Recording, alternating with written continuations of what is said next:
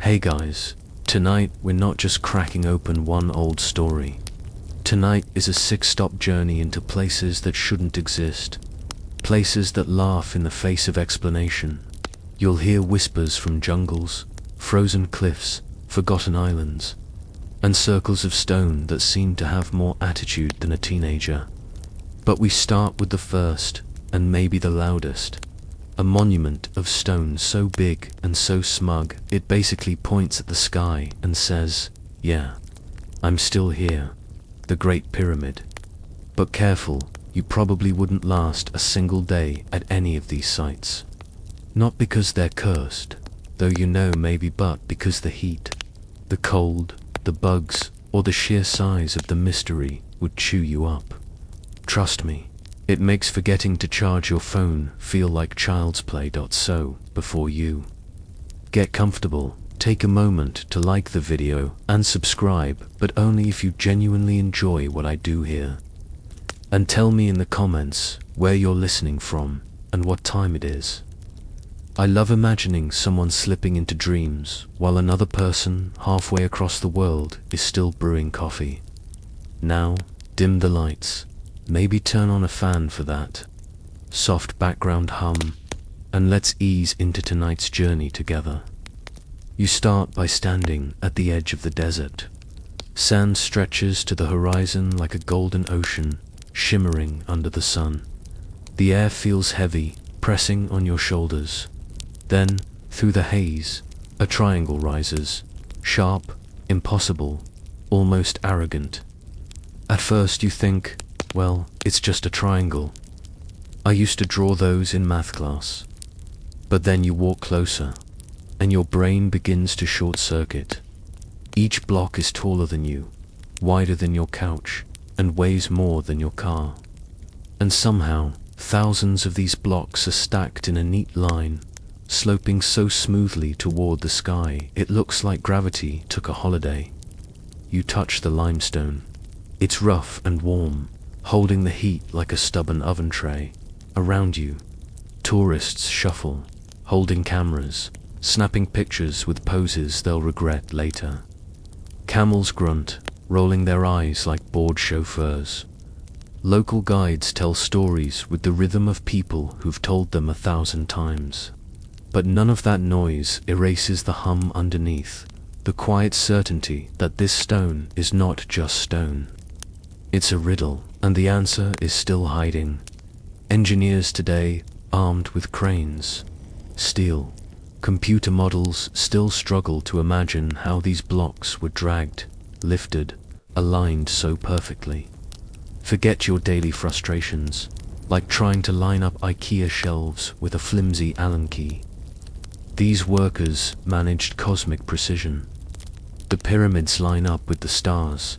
Orion's belt stretched across the desert sky. You almost suspect someone slipped a telescope through a time machine, and it wasn't just sweat and muscle. Inside, explorers have found little graffiti scribbled by workers, names of crews, jokes carved into walls.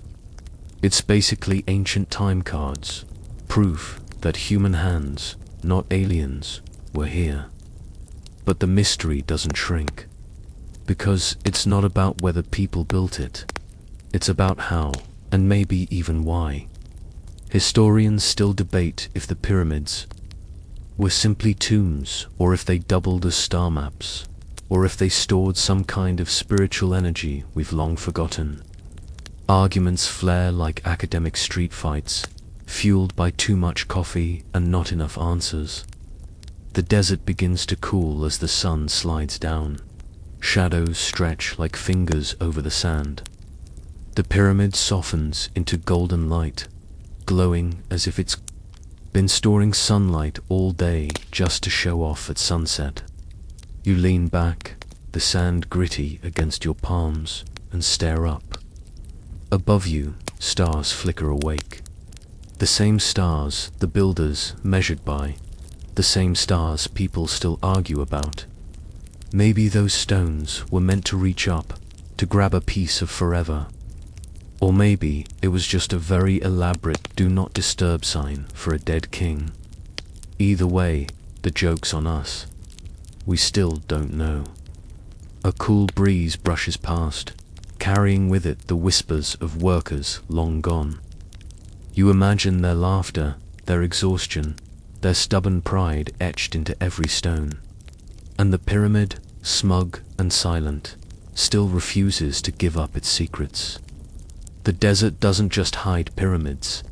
It hoards secrets like a jealous collector. And just when you think you've seen it all, there's the whisper of something entire labyrinth, a palace beneath the sand. A place that may have existed or may have been nothing more than a mirage scribbled into history books. You step forward, sand crunching under your feet, chasing the ghost of what explorers once swore they saw, the lost labyrinth of Egypt. According to the old accounts, this wasn't just some hallway with a few twists. Oh no, imagine a building so massive it made the pyramids look like warm-up sketches. Walls covered in carvings, courtyards stacked one after another, staircases leading both up and down. Ancient writers described thousands of rooms. Thousands. You can't even find your car in a mall parking lot. And these people allegedly built a structure so huge that even memory refused to contain it. The heat shimmers, blurring the horizon. You blink, and in your mind, the sand begins to ripple into columns. You can almost see vast chambers open before you. Roofs supported by stone pillars painted with colors long faded. The air cool and echoing with footsteps that no longer exist. But when you reach out, your hand just meets the hot emptiness of desert wind. That's the problem. The labyrinth may have existed, or maybe it was just a fever dream travelers passed along like gossip. Ancient Greek historians wrote about it, with wide eyes, claiming it was one of the wonders of the world. But diggers, in modern times, they've scratched at the desert, tugged at the edges, found hints of walls, but no definitive proof. Historians still argue if the labyrinth was swallowed by the Nile, buried in shifting sand, or simply lost in translation. And here's the fun part. Some explorers in the 1800s claimed they uncovered massive stone foundations near Hawara, far south of Cairo. They wrote that it must have been the fabled labyrinth, yet the locals shrugged, unimpressed, as if to say, yeah, cool, we've been living on top of that forever. The desert is like that, casually hiding treasures and then erasing the evidence with one sandstorm. You close your eyes, try to imagine walking inside. The corridors twist, the ceilings echo with every step. You brush your fingers along, walls carved with jackals, falcons, gods watching with stone eyes. Somewhere in the dark, a torch sputters, the flame bending in the draft of a hidden passage. And then you laugh, because the whole thing feels like a giant escape room with no exit. Designed thousands of years before hipsters made puzzles trendy. Still, something gnaws at you. If it did exist, why build it? A palace for the dead, a temple for secrets, or maybe just an ancient pharaoh who decided, you know what I need. A house that makes guests immediately regret visiting. And while that sounds absurd, remember, this is the same civilization that invented eyeliner strong enough to survive a sandstorm. Overdop was kind of their brand. The sun beats down harder, and the mirage fades. You're back in the bare desert, with nothing but the wind teasing you, as if the labyrinth itself pulled a disappearing act. Modern archaeologists come armed, with ground-penetrating radar, drones, scanners, and yet the Earth still refuses to give a clear answer. A void here, a strange shape there, but never enough to proclaim, here lies the labyrinth. And that's the delicious part of the mystery, isn't it? The not knowing. If tomorrow they uncovered a perfectly preserved labyrinth, lit it up with LED guides and sold tickets, the magic would dim instantly. You'd walk through, buy a postcard, maybe complain about the lack of Wi-Fi. But in this moment, while the sand still refuses to talk, the labyrinth lives louder in your imagination than it ever could in stone. You take a step back, the desert crunching, and a warm breeze brushes against your face. Somewhere behind you, the pyramid still towers, smug as ever, while ahead the sands whisper about a palace that might or might not be. You feel caught between certainty and illusion, history and myth. And maybe that's the point. Sometimes the mystery is worth more than the answer. The sun finally dips lower, painting the dunes in amber and crimson. Shadows slant across the desert floor, turning every ridge into a wave. The labyrinth, whether real or imagined, folds itself back into silence, like a dream fading at dawn. And you, squinting into the horizon, can't help but wonder, did you just glimpse history, or were you fooled by the desert's sly grin? You step forward, your feet crunching softly on the damp sand, though the map in your hand swears there should be no sand here at all. Just endless ocean. You look around, half expecting the horizon to open up and swallow you whole. An island that exists today, then vanishes tomorrow. Sounds like a sailor's excuse for being late to port, doesn't it? Yet these stories linger, half legend, half cartography mishap, scattered across faded parchment like whispers that refuse to be silenced. A fishing boat rocks gently offshore, its crew muttering in low voices. You can almost hear them inventing names for this place-isle of demons. Antilia Hebrazo names that belong in fairy tales but were once inked carefully on serious navigational charts. The sailors squint as if they can see something you can't. A shadow that hovers on the horizon. Here one moment, gone the next. You feel the weight of that uncertainty pressing in. The sense that the sea is playing tricks with your eyes. The common event, of course, was shipwrecks, so many of them.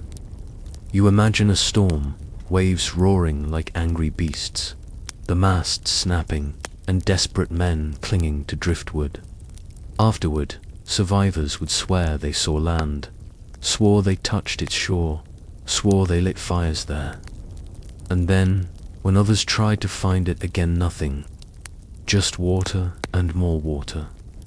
You can almost laugh at the idea. All those men, freezing, shivering, hallucinating coconuts and palm trees. Yet the maps show they weren't entirely dismissed. Something made cartographers give these vanishing places coordinates, lines, and names. A vivid scene unfolds in your mind. A 17th century cartographer hunched under candlelight, spectacles sliding down his nose. He dips his quill, squints at second-hand reports, and scratches a mysterious blob onto a chart. He's probably never been to sea himself, but tonight, ink and parchment decide what sailors will believe is real. You hear the scratch of his pen, the sigh as he leans back, and the flicker of flame reflecting off polished brass instruments. He believes he's preserving truth. Or maybe he's just filling in blank space so his map looks respectable. One lesser-known fact: in 1872, the British Admiralty officially erased Sandy Island from charts after explorers confirmed it wasn't there, even though sailors had been marking it for centuries. Imagine that whole island stripped of existence with the stroke of a pen. 4 years after, some captains still searched for it, just in case. You wonder if they felt cheated, as though the sea itself had played a cruel prank on them. And yes, historians still argue whether certain lost islands were real places swallowed by earthquakes and tides, or simple mirages born of heat and salt. Some claim rising and falling volcanic peaks might briefly breach the surface, only to sink again. Others shake their heads and mutter about wishful thinking. Even today, satellites sometimes pick up odd shadows on the ocean shapes that shouldn't be there, as if the ghosts of these islands refuse to leave quietly. You can't help smirking a little. Imagine a sailor solemnly swearing to the captain, "I saw it, sir." Palm trees, fresh water, even goats. And the captain rolling his eyes, thinking, or maybe you saw too much rum. It's funny how often history boils down to the thin line between dehydration and drunkenness. Another smile creeps in. Whole nations once fought over phantom land. Spain, Portugal, England, all staking claims on islands that, inconveniently, weren't there. Bureaucrats argued, flags were designed, treaties signed.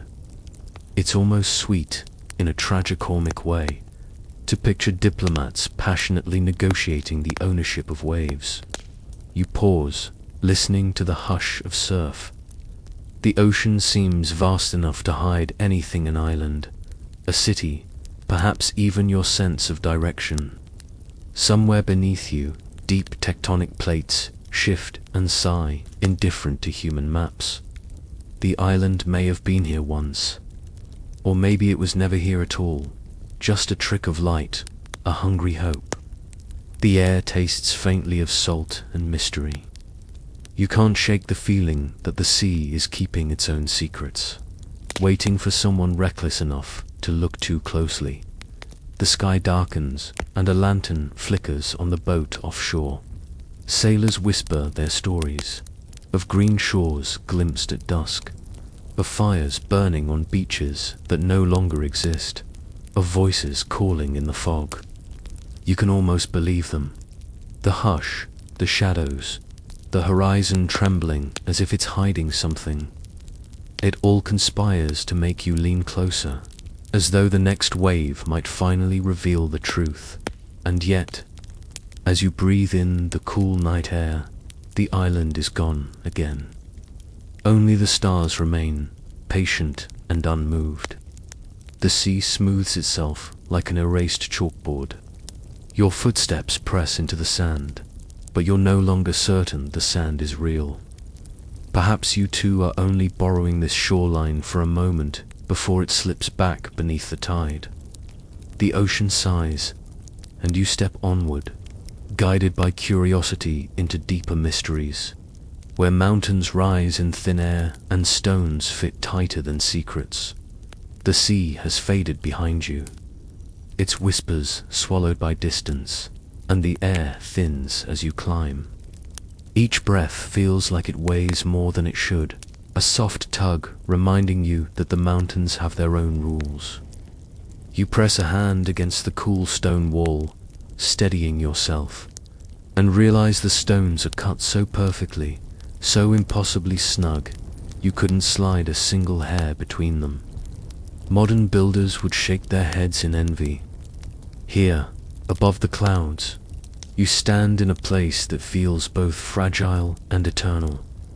The ruins stretch before you, terraces carved into the mountainside, stairways leading to nowhere, and shadows of walls that once sheltered lives. The Andean wind carries faint echoes. Maybe it's only air rushing through stone, but it feels like voices. People who once farmed potatoes on these steep ledges, who coaxed maize from soil so thin it seems impossible anything should grow here. You picture them wrapped in woven cloth, their hands rough but steady, moving with the rhythm of seasons, their laughter carried away by the same wind now brushing against your ear. There's a common moment, repeated again and again in history. Travelers finally reaching this hidden city after days of exhaustion, staring wide-eyed at the sight of it. Imagine stumbling in after days of aching legs, lungs on fire, and then this. A whole world carved in the clouds, as though the mountain itself had agreed to make room for human dreams. That feeling hasn't changed. Whether you're a 15th century messenger gasping after a climb or a 20th century archaeologist wiping sweat from his brow, your mind lingers on a vivid scene.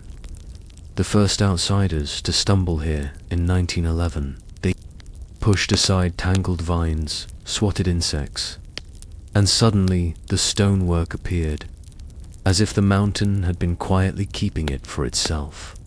Imagine the shock seeing perfectly cut stones emerge from a jungle embrace, llamas grazing like they had never left.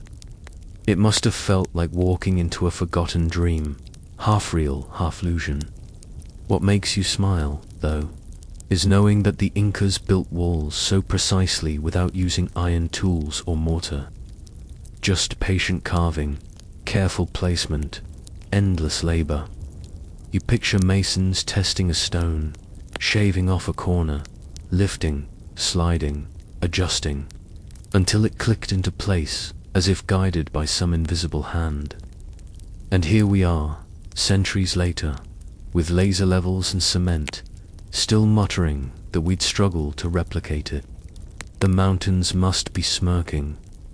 There's a little known detail in some walls. The stones have tiny nubs still sticking out, like handles frozen in time. Scholars wonder were they left there intentionally, maybe to lift the stones, or as part of some unfinished work. No one agrees. To you, it almost looks like the mountain itself decided to keep a playful secret, dangling a riddle for future visitors. And then comes the part that always tugs at curiosity. Why was this place abandoned? Theories swirl like clouds, disease carried by strangers, shifting political powers, or maybe the city was never meant to be permanent at all. Just a sacred retreat left behind when its purpose was fulfilled. Some experts argue about whether it was a royal estate or a ceremonial center. Others whisper about astronomical alignments, claiming the windows frame solstices with eerie precision. The truth remains suspended in the thin air, just out of reach. It's easy to joke, in your breathless state, that maybe the Incas simply got tired of climbing these steps. Who wouldn't? The staircases seem endless, each one daring you to keep going, promising a better view just one level higher. And still, you climb, muttering like every tourist before you, whose idea was this? The stones, unbothered, stay silent. Another image slips into your mind. The festival days, when the plazas filled with music and dancing, brightly dyed fabrics, flutes carved from bone, drums echoing against stone. Picture standing there, watching smoke rise from cooking fires, the air fragrant with roasted maize. The city must have pulsed with life, color, and sound. Now only the wind hums, but if you close your eyes, you can almost hear the laughter return.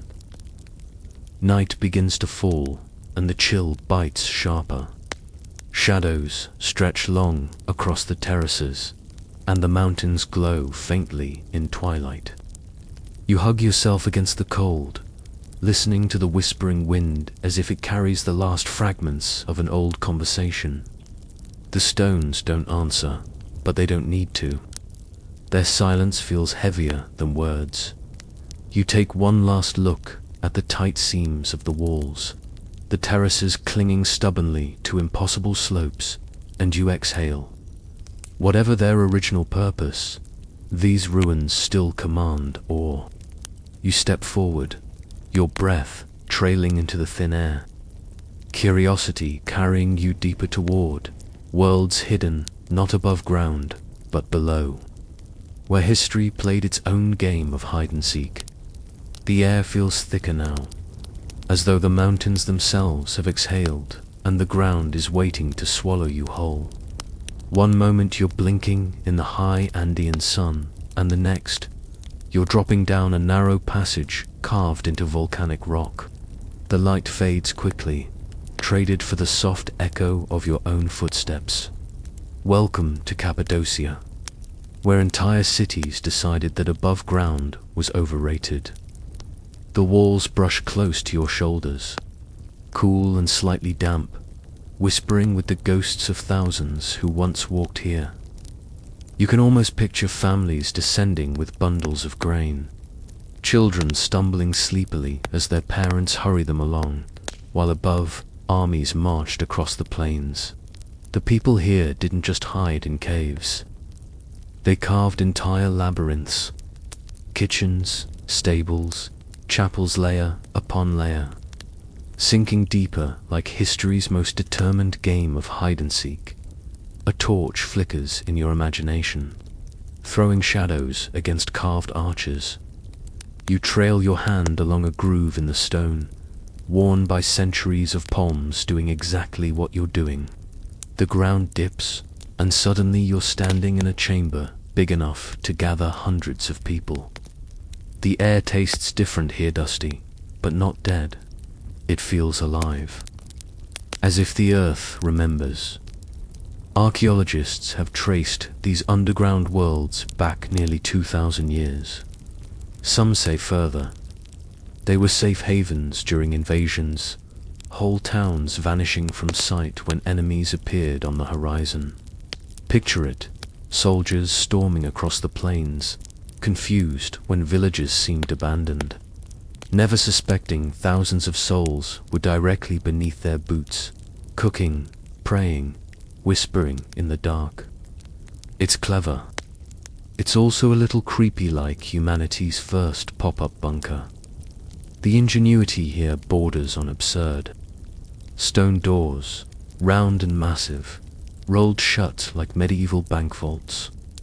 Ventilation shafts disguised as nothing more than holes in the ground, bringing air deep into the belly of the city.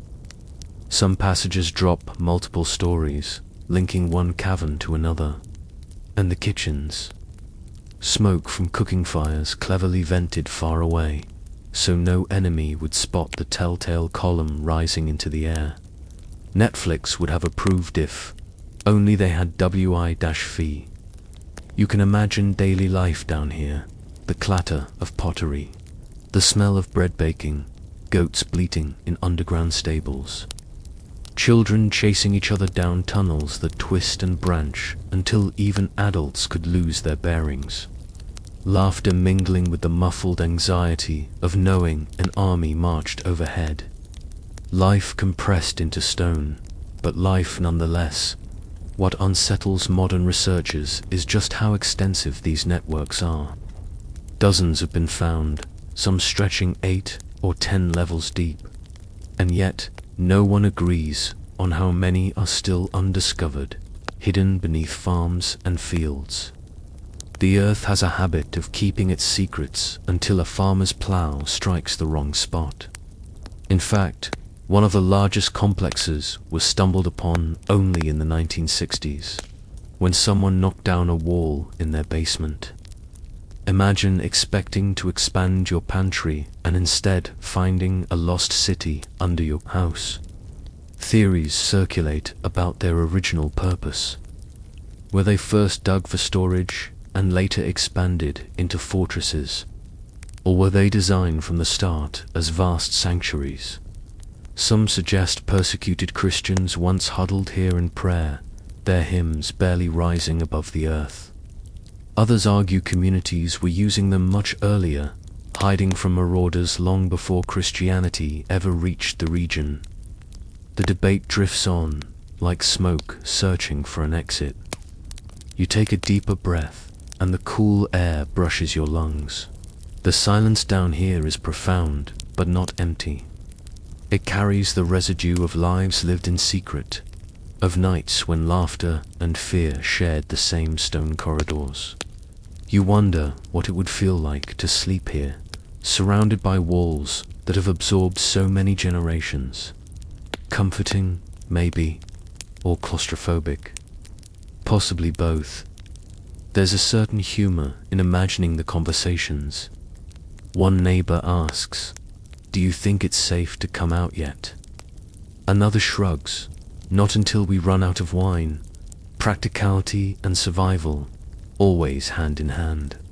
And when the threat passed, the cities emptied, families returning to daylight, leaving behind only the echo of their presence. As you trace the twisting staircases back toward the surface, the first kiss of daylight feels almost shocking. The underground world lingers behind you, humming with secrets. A reminder that survival sometimes means vanishing entirely from sight. The sun greets you again, dazzling and sharp. But part of you still listens for footsteps in the tunnels, voices in the dark. The shuffle of lives hidden beneath the earth.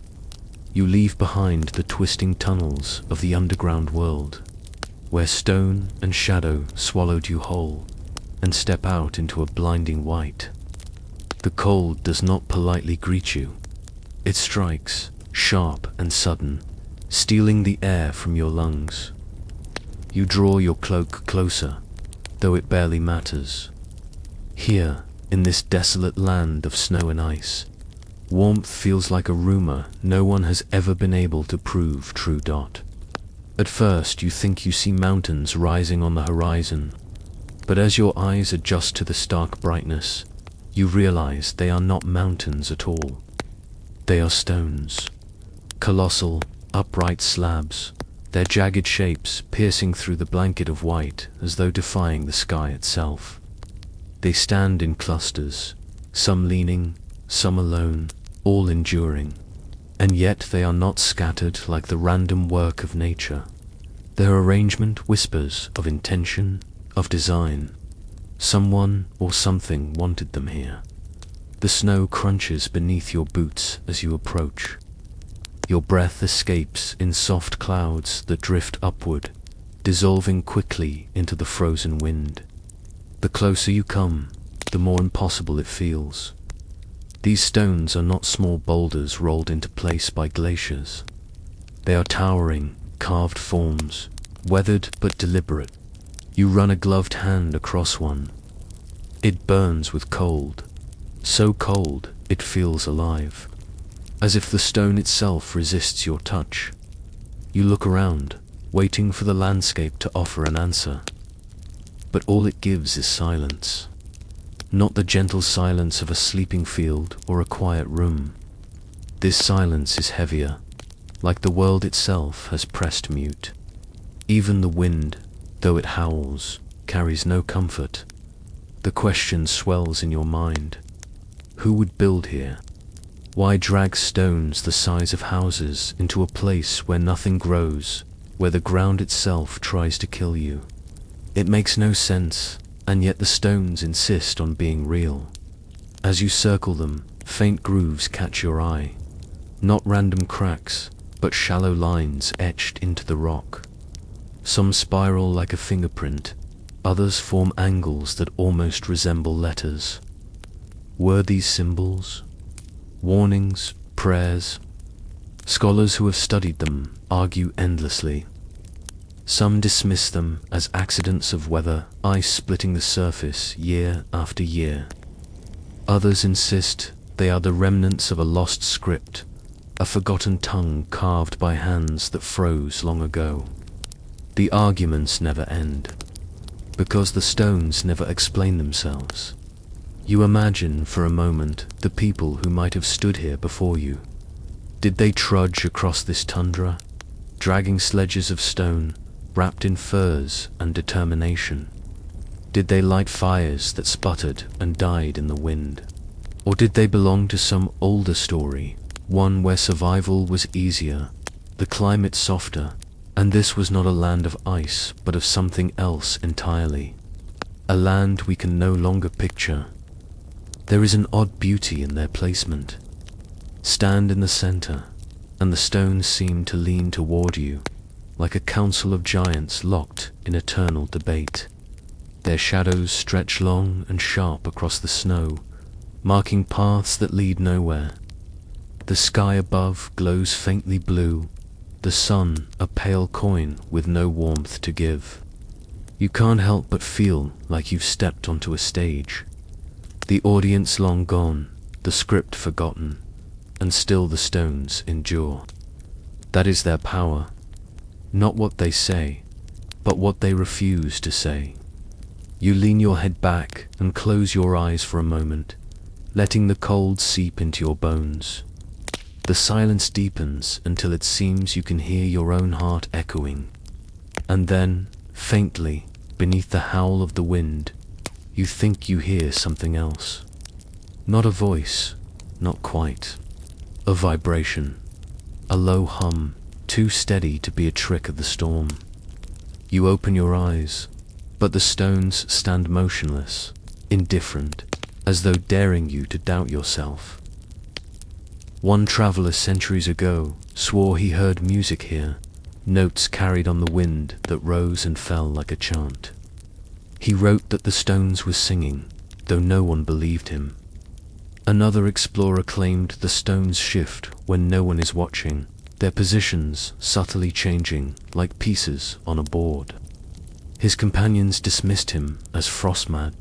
Still, when they returned the following year, the formations seemed different, but memory is slippery, and the ice erases as much as it preserves.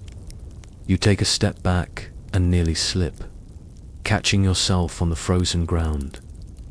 The fall of your foot echoes strangely, as though the snow itself hides hollows beneath. Could these pillars be markers for something buried below? Chambers sealed in ice, tunnels not yet found. The thought sends a thrill through you, quickly chased by unease. Because if that is true, what waits beneath? Theories drift through your mind, each as fragile as the frost clinging to your lashes. Some say these stones were calendars, aligned with stars we no longer see in the same way. Others claim they marked sacred ground, places where the earth itself was believed to speak. And some, more daring, whisper of visitors not of this world, leaving behind monuments that outlast their makers. You smile at the absurdity, but the silence doesn't laugh with you.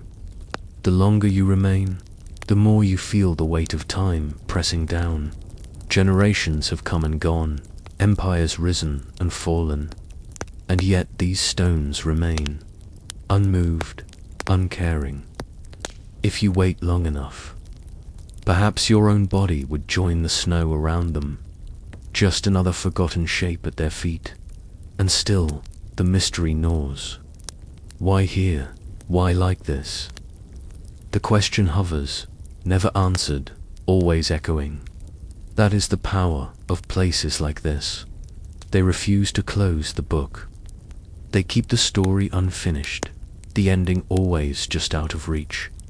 You turn, finally, your body shivering, your breath shallow. The stones do not watch you leave.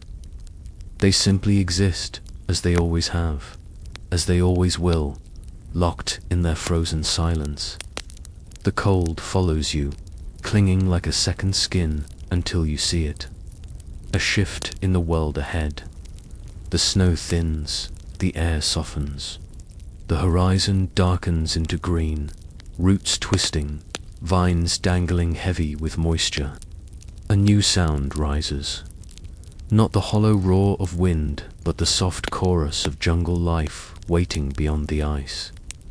The frozen silence fades behind you, but the questions remain, lingering in your mind like frost that never melts. The air shifts as you step beyond the last breath of frost.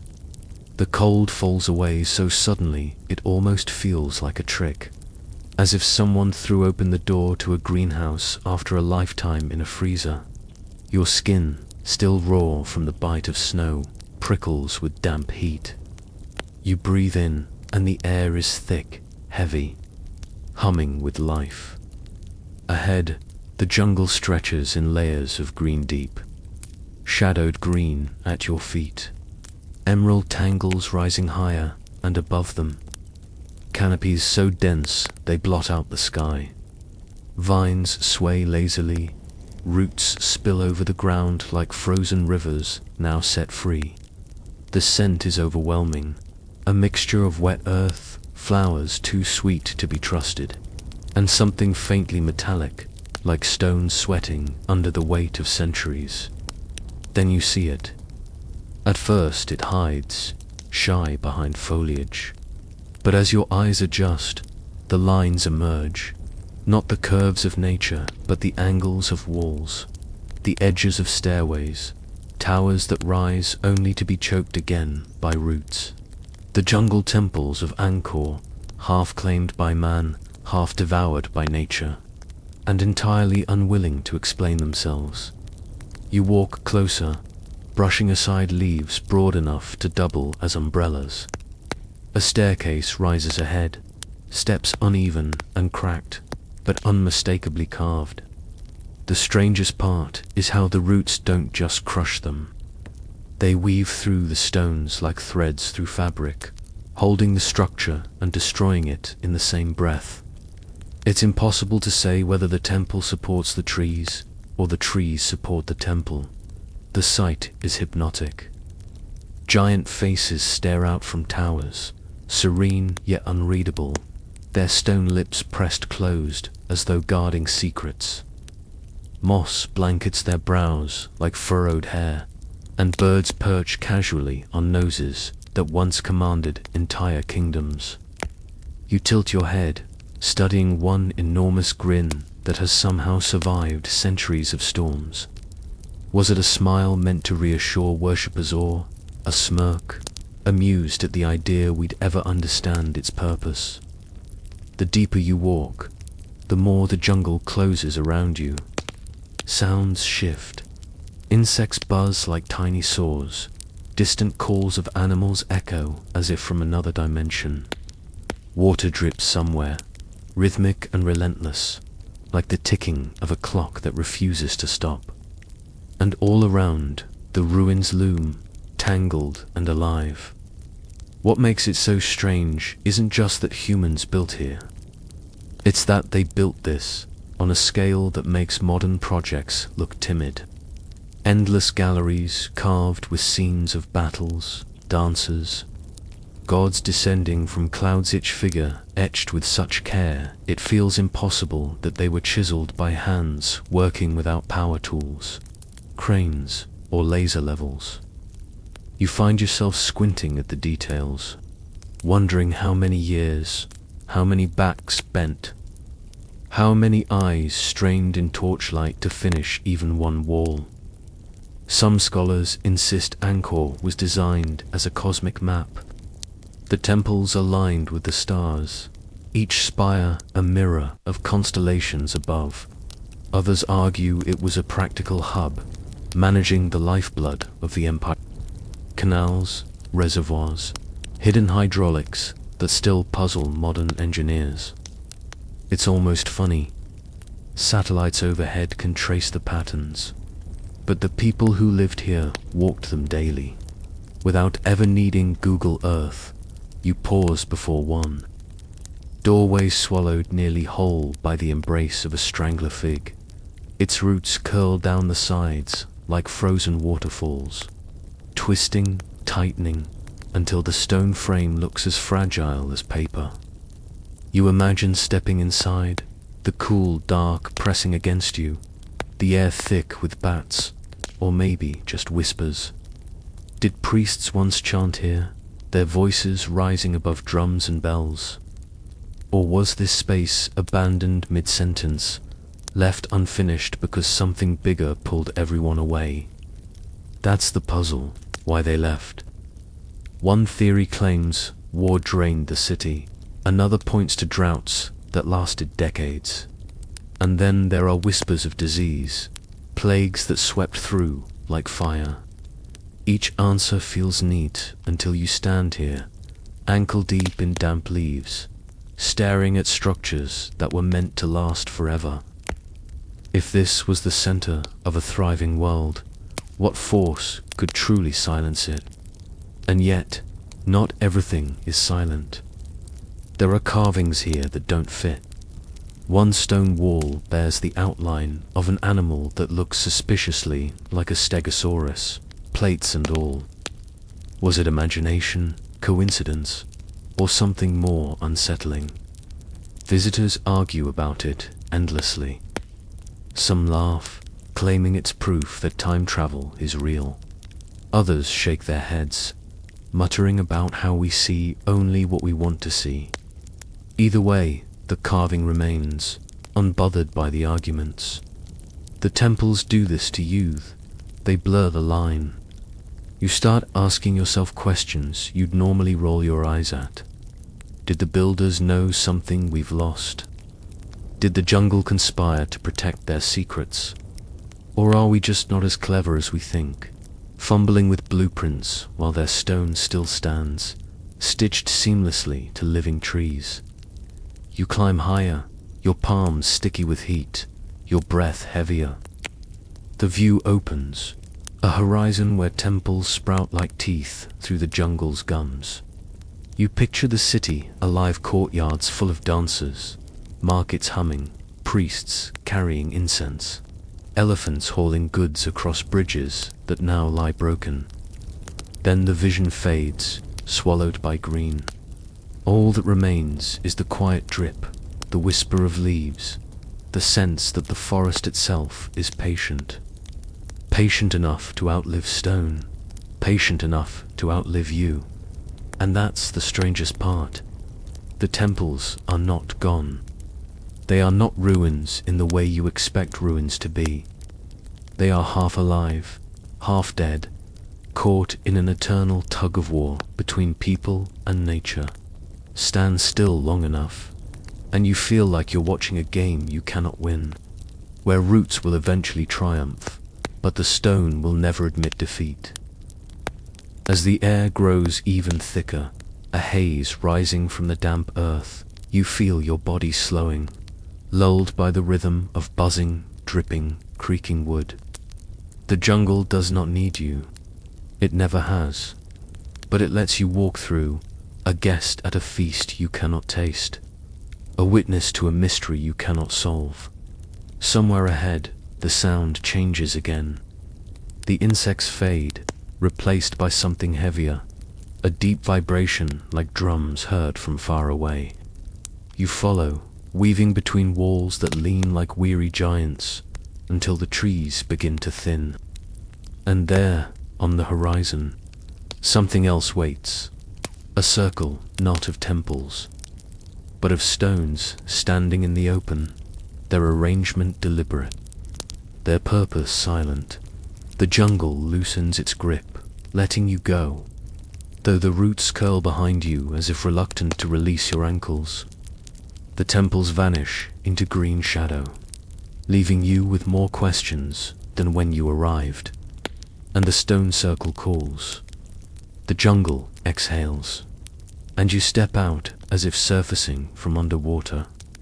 For a moment, the quiet feels almost wrong. No buzzing insects, no dripping branches tugging at your sleeves, just open air, a sweep of grass rolling beneath a grey sky. You blink, half expecting the trees to reach out and pull you back. Instead, something else holds you here. The sight of stones, not just any stones. Tall, upright, weathered, leaning like drunk old men at a bus stop, but placed with such intent it makes your skin prickle. They form a ring, a circle wide enough to park a fleet of modern cars inside. Yet here there are no roads, no houses, only wind dragging across the plain and the quiet authority of the stones themselves. You walk closer, and the scale changes.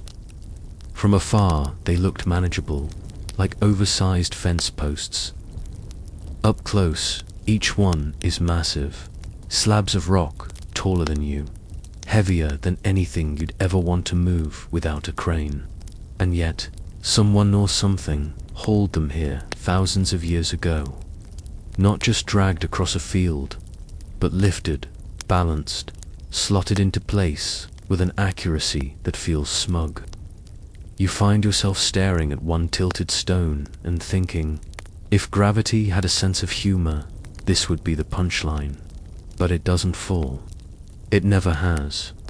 The grass brushes your ankles as you circle them, Moss clings to cracks, birds nest in gaps, but the stones remain upright, timeless. There's no plaque, no neat sign saying, "This was a temple for," or "This was built in the year." Just silence. A silence so deep it's almost louder than the jungle. What were they for? That's the question, the hook that has reeled in minds for centuries. Some claim they were calendars, marking solstices and equinoxes, where shadows fell perfectly in line on certain days. Others suggest they were ceremonial sites, where people gathered to summon gods, or at least to pretend they could. And then, of course, there are the more colorful theories: alien landing pads, portals, amplifiers of mystical energy. You'd laugh, but standing here, the line between science and imagination wobbles more than you'd like. The air shifts as a gust of wind pushes through. It makes the stones groan, not loudly, but enough that you turn your head as if someone spoke. The sound is low, vibrating, almost like a throat clearing in the distance. You half expect to see a figure, cloaked and hooded, waiting with some riddle. But there's no one, just rock. Always rock. You run your hand along the surface. It's rough, cold, speckled with tiny quartz that catch the dull light. The sensation is grounding, and yet, at the same time, it stirs a strange unease. How many hands have touched this before you? How many rituals, feasts, maybe even sacrifices, took place under this same patch of sky? The grass at your feet could be hiding ashes, or it could be hiding nothing at all. The stones are not telling. What really twists your thoughts is how the stones got here. The quarries where they came from are miles away. Some blocks weigh more than 20 tons, heavier than the trucks that rumble through your city today. Without engines, without steel cables, without coffee-fueled construction crews, how do you move that? Wooden rollers? Maybe. Sledges? Possibly. Sheer stubbornness? Definitely. But then you picture hauling one of these beasts uphill in the rain, mud swallowing your feet, ropes fraying in your hands. The mind rebels.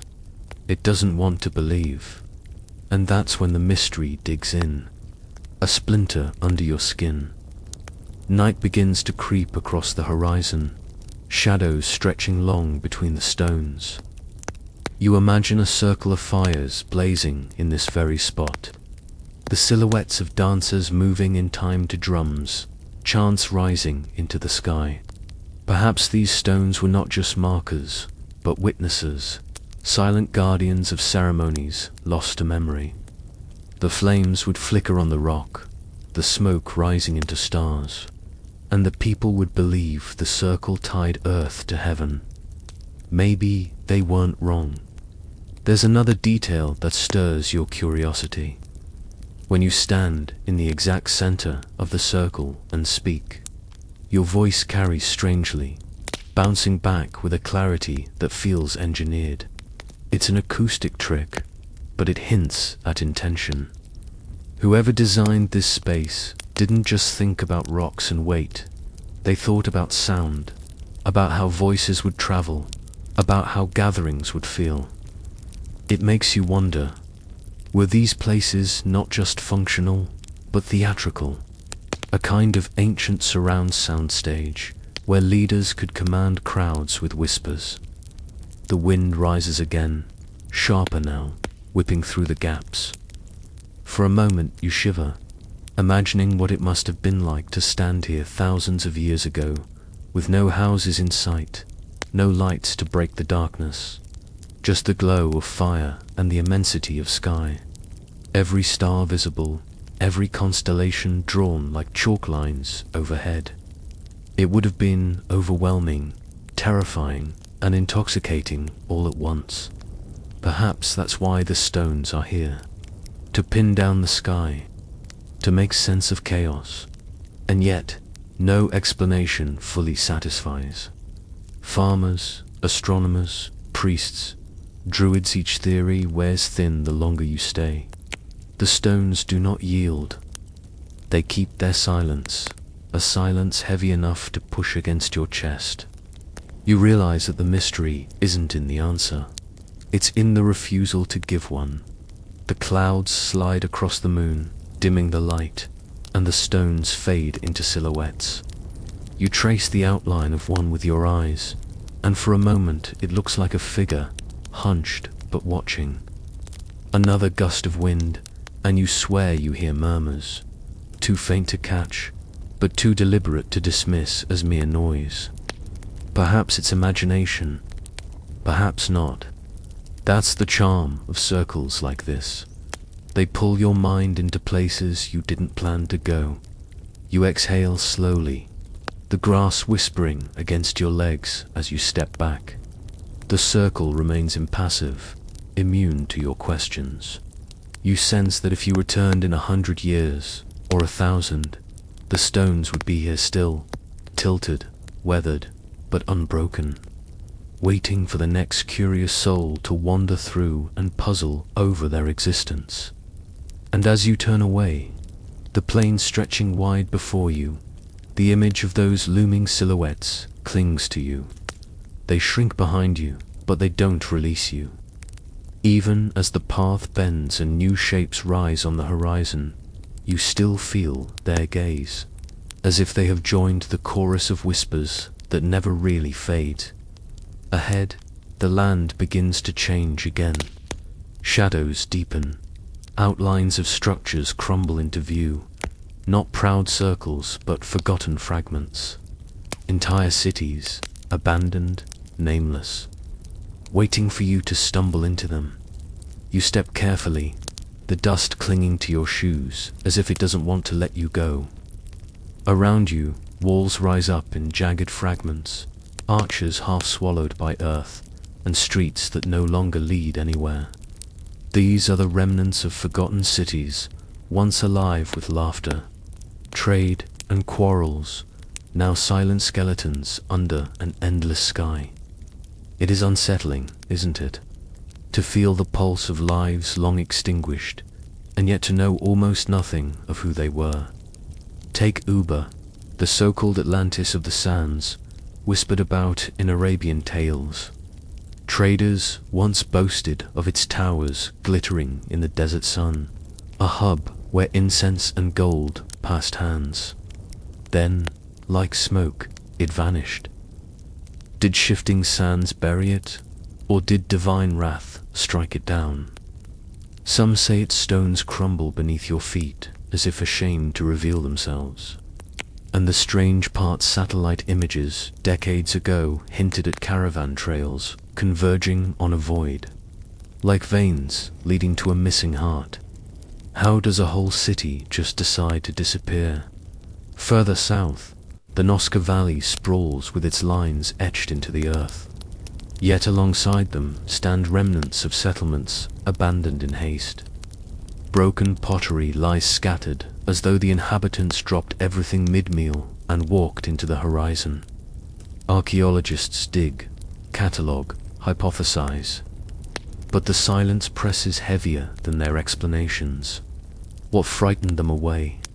Famine, war, or something strange, or an omen traced in those giant lines that only gods were meant to read? Then there is Cahokia in North America, a metropolis of earth mounds and wooden palisades. Tens of thousands lived there, crafting copper ornaments, feasting, and building temples that scraped the clouds. And yet, by the time Europeans stumbled upon the land, it was already empty. No written record, no farewell, just ghostly traces in the soil. Some scholars suggest climate shifts, others suspect political collapse. Still, when you stand on those grassy mounds, the air hums differently, as though the ground remembers and refuses to share. Imagine stumbling into Mohenjo in the Indus Valley, where streets were gridded with uncanny precision, drains more advanced than many cities centuries later. A civilization flourishing with order and ingenuity, and then silence. Skeletons found lying in streets, as if struck down suddenly. Radiation traces in some areas puzzle researchers to this day. Earthquake, invasion, or an event beyond natural explanation. You feel that tingle in your spine. We are not owed answers, only questions. Even in the jungles of Central America, ancient Maya cities stretch vast under vines and strangler figs. Palaces and pyramids still rise, stubborn against time. They charted the heavens with astonishing accuracy, predicted eclipses, carved histories into stone. And then, abruptly, collapse. The plazas emptied, the temples abandoned. Drought, rebellion, or cosmic prophecy. When you walk those deserted avenues, the forest seems almost complicit, covering, concealing, preserving secrets with a smirk. One Moyanaguni, off the coast of Japan. Beneath the waves lie massive stone terraces, sharp edges, steps descending into the deep. Divers swear it's man-made, an Atlantis hiding under turquoise water. Others dismiss it as geology's odd joke. Yet when you float above those silent blocks, the symmetry unsettles you. If it is human work, then who built it? And why only for the ocean to claim it? If it is not, then why does it look like an invitation, waiting for eyes to decode? Historians and explorers argue, as they always do, about the who and the why. But standing here, amid broken columns, flooded corridors, or sunken plazas, you sense a truth that eludes books and footnotes. The truth that cities, like people, breathe for a while and then vanish, but sometimes they vanish too completely, leaving behind an echo that feels almost deliberate. And so you wander among these ruins, every stone like a whisper pressed against your ear. The world is not neat, not fully mapped, not fully tamed. For every shining skyscraper we build today, there may be another waiting centuries from now, abandoned and inexplicable to those who follow. You are reminded gently, hauntingly, that humanity is not master of the world, only a fleeting guest. The earth remembers more than it reveals, and in the gaps between, mystery lingers like a fog that will never burn off. The ruins grow softer now, their edges blurring in twilight. You stand at the threshold of silence, where every unanswered question lingers like a candle flickering in an empty hall. The forgotten cities, the temples swallowed by roots, the frozen towers and desert labyrinths, all of them remain, stubbornly refusing to tell their full stories. And perhaps that is the point. Mystery does not beg to be solved. It waits, patient, to be felt. Your steps slow. Stones crumble under your touch, and yet they seem to breathe warmth, as if carrying memories far older than you. You picture hands calloused, clever, nameless, that shaped these monuments, only to vanish into dust. What remains is their whisper, woven into wind, water, and earth. The world is quieter here. No bustling markets, no chants rising from temples, no hammers shaping stone. Only the soft murmur of air sliding through broken arches. You strain your ears, wondering if those who built these places meant for their voices to last beyond their lives. Did they imagine you, now, centuries later, pausing to listen?